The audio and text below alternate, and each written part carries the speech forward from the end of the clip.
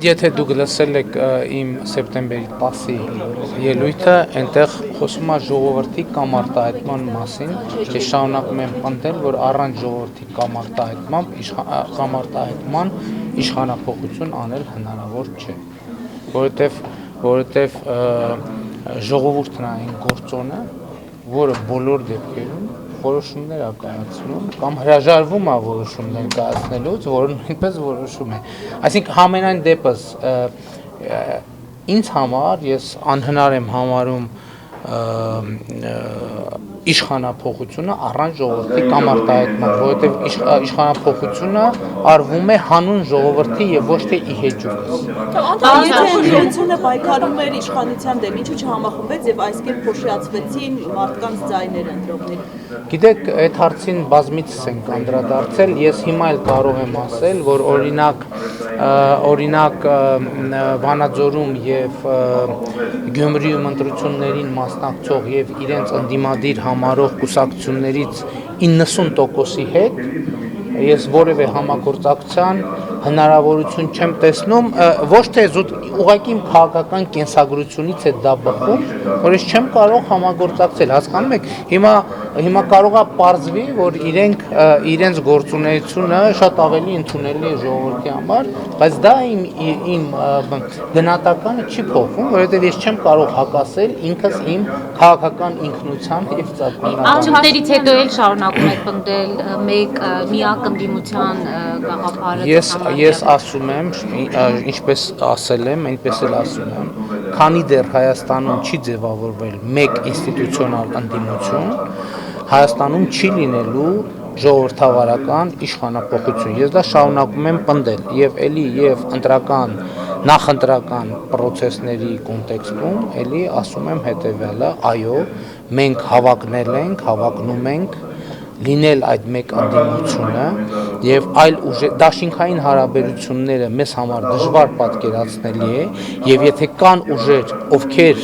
պատրաստ են մտածում են ուժերը մեկտեղելու մասին, նրանք պետք է մտածեն ուժերը մեկտեղել մեկ ընդդիմության, այսինքն մեկ քաղաքական ուժի ֆորմատով։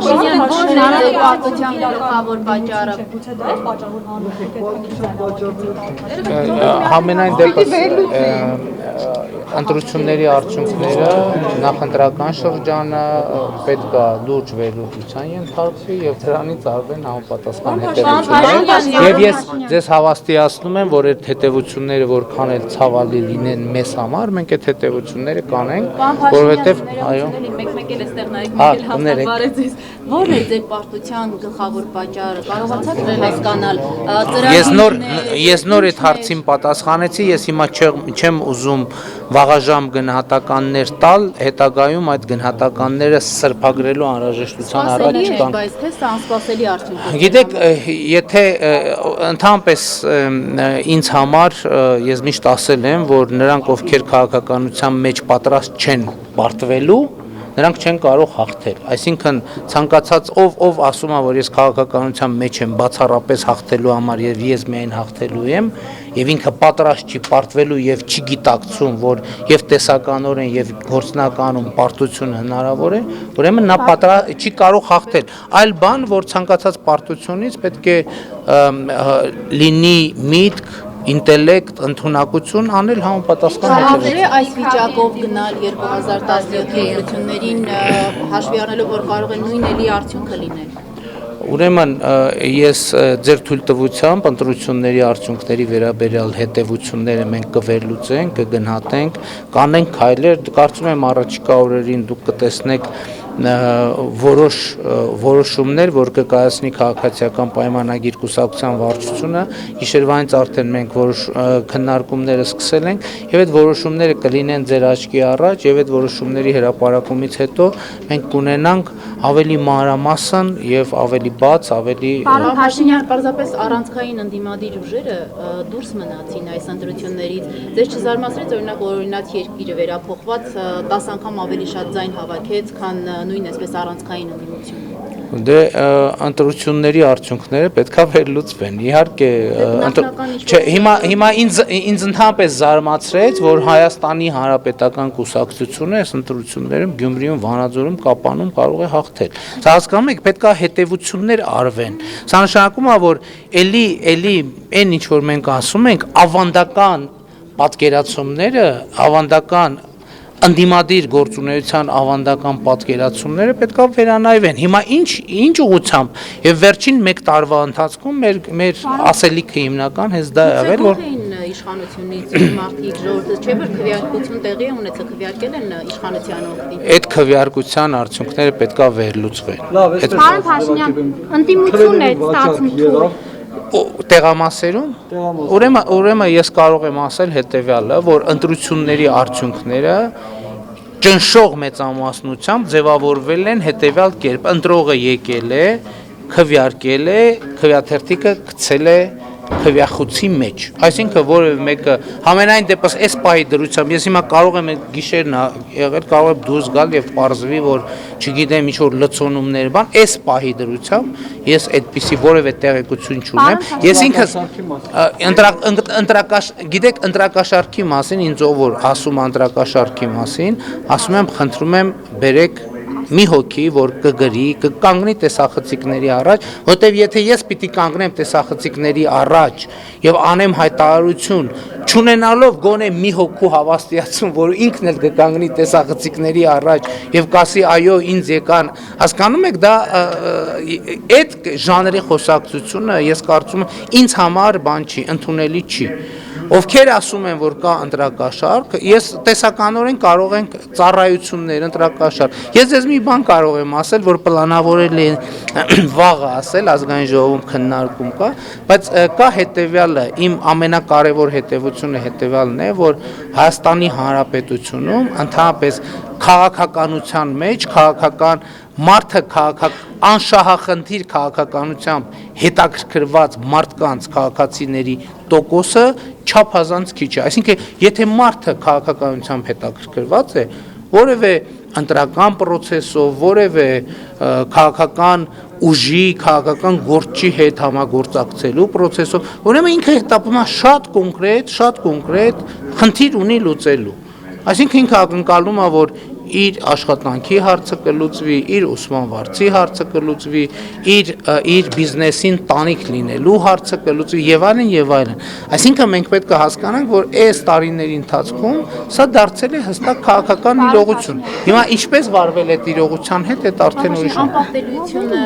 որն է անպարտելիության պատճառը իշխող հանրապետականի։ Այսքով ասել, որ իշխող հանրապետական անպարտելի է։ Պարոն Փաշինյան, գուցե ընտրողը չի վստահ։ Նոր կյանք գյուղում մենք պարզեցինք, որ հանրապետական կուսակցությունը շատ լավ էլ պարտելի է։ Հա, գյուղերում, հա, պարոն։ Դե այն ինչ որ, տեսեք, խնդիրը հետևյալն է, այն ինչ որ հնարավոր է մեկ ընտրական տեղամասում,